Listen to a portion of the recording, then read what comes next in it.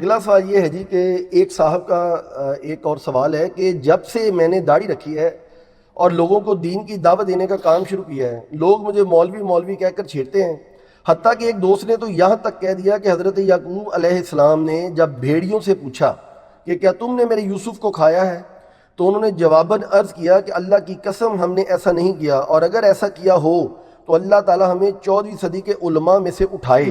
کیا واقعی یہ کسی حدیث میں آیا ہے؟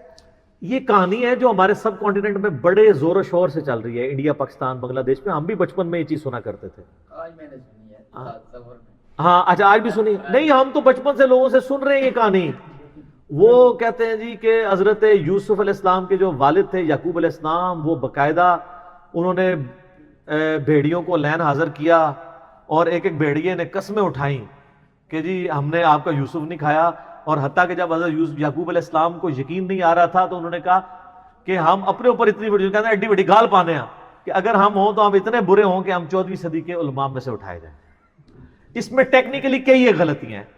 پہلی بات یہ ہے کہ یہ 14ویں صدی نہیں ہے، یہ 15ویں صدی ہے۔ آج 1441 ہجری میں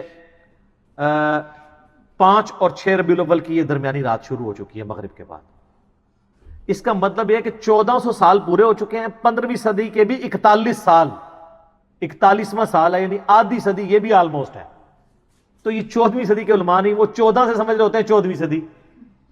اور یہ 15ویں صدی شروع ہوئی ہے 1981 میں، 1401 ہجری تھا 1981 میں۔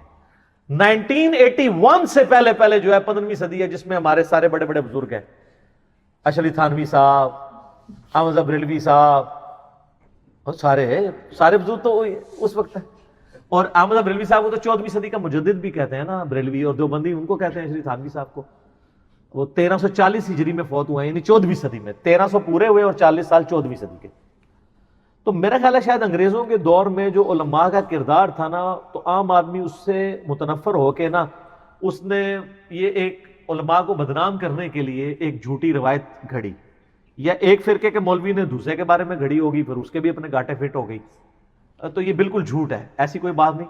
اور میں ہی آپ سے پوچھتا ہوں کہ حضرت یعقوب علیہ السلام جو ہیں، ان کا زمانہ تو اس امت سے بھی پہلے کا تھا۔ اس زمانے میں تو یہ والی صدیاں ہوتی نہیں تھی۔ یہ صدیاں تو نبی علیہ السلام کے دنیا میں بعثت سے بھی بعد حضرت عمر کے دور میں 1 ہجری کو جو ہے وہ ڈکلیئر کیا گیا، جو ہے وہ سن ہجری کا پہلا سال، اور محرم کو پہلا مہینہ۔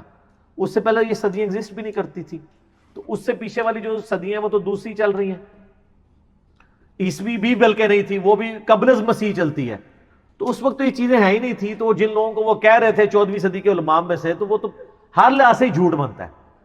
لیکن یہ حقیقت ہے، جو علماء سو ہیں نا جی، وہ اس سے بھی زیادہ برے ہیں، ان بھیڑیوں سے بھی زیادہ برے ہیں کہ جنہوں نے حضرت یوسف علیہ السلام کو اگر کھایا ہوتا۔ اس کی وجہ ہے کہ اگر کوئی شخص کسی کو دنیا میں کھا جائے تو اس کی دنیا برباد کر سکتا ہے، آخرت تو نہیں۔ علماء سو نے ہزاروں لوگوں کی دنیا بھی برباد کی، آخرت بھی، ہمیشہ کی ناکامیاں ان کا مقدر کی علماء سو نے۔ یہ اس چیز کے زیادہ حقدار ہیں کہ ان کو کنڈیم کیا جائے۔ آپ دیکھیں قرآن حکیم میں اللہ تعالیٰ نے علماء سو کو کتے کی مثال سے بیان کیا ہے۔ ناراض نہیں ہونا سر۔ 175 اور 176 نمبر آیت ہے سورۃ الاعراف کی، بلعام بن بعورہ کا ذکر ہے۔ المستدرک الحاکم میں صحیح سند سے ابن مسعود کہتے ہیں یہ بلعام بن بعورہ کا ذکر ہے قرآن میں، کہ اللہ تعالیٰ ماتے ہم نے اس کو رفت دی تھی، وہ علم کے ذریعے اونچے مقام پہ جا سکتا تھا، لیکن وہ پستی میں گر گیا، اور اب اس کی حالت یہ ہے کہ اس پہ بوجھ لادا جائے تب بھی ہانپے، نہ لادا جائے تب بھی ہانپے، جیسے کتا ہے وہ ہانپتا رہتا ہے۔ علماء سو کو کتے کی مثال سورۃ الاعراف کی آیت نمبر 175 اور 176 میں اللہ نے بیان کیا۔ پھر سنن ابی داؤد میں حدیث ہے، نبی علیہ السلام نے فرمایا کہ میری امت میں 72 فرقے دوزخ میں جائیں گے، اور ایک فرقہ، ایک گروہ جنت میں، فرقہ نہیں، ایک گروہ جنت میں جائے گا۔ اور میری امت میں ان فرقوں میں بدعات ایسی پیدا ہوں گی جیسا باولا کتا کسی کو کاٹ جائے اور اس کے ایک ایک رگ و ریشے میں اس کا اثر داخل ہو جائے۔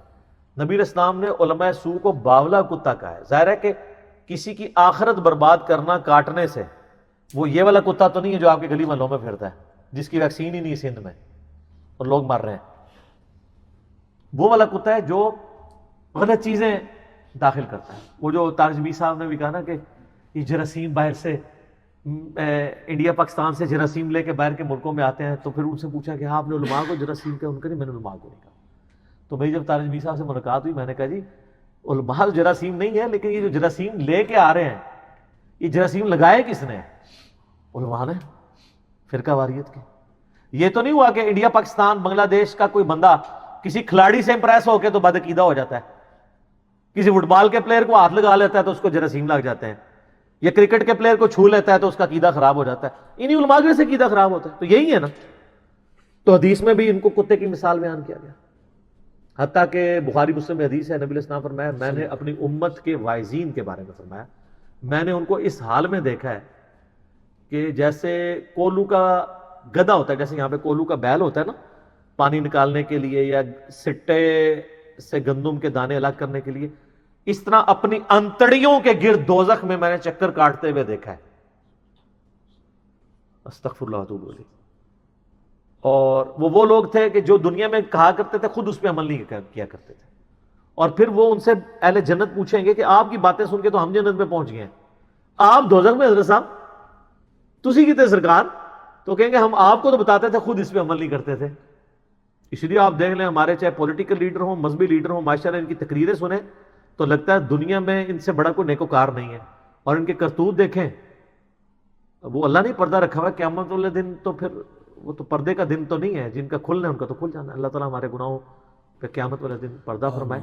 تو یہ بالکل کہانی تھی، لیکن یہ بات اپنی روح میں درست ہے کہ علماء سو جو ہیں ان بھیڑیوں سے بھی بدتر ہیں، کیونکہ بھیڑیا تو آپ کی زندگی چھین سکتا ہے صرف، لیکن علماء سو آپ کی آخرت بھی برباد کر دیں گے. ٹھیک ہوگا جی.